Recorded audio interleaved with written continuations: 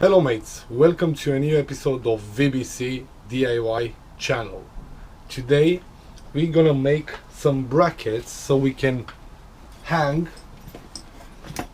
this type of bags on a bicycle.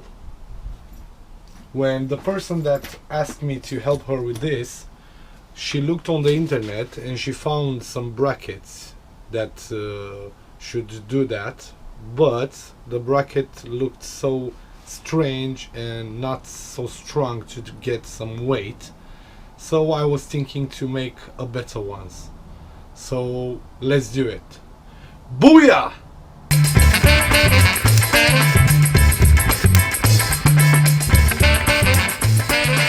So with the brackets that she could buy,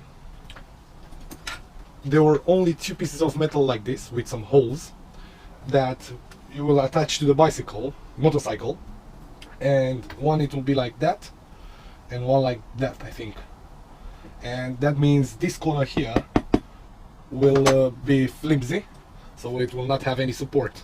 So what I will try to do is to make a better one, like a full bracket that goes on each of those corners to make a better support, and also to fit the bag like a phone case. You just drop it in and then you tighten on and everything is perfect.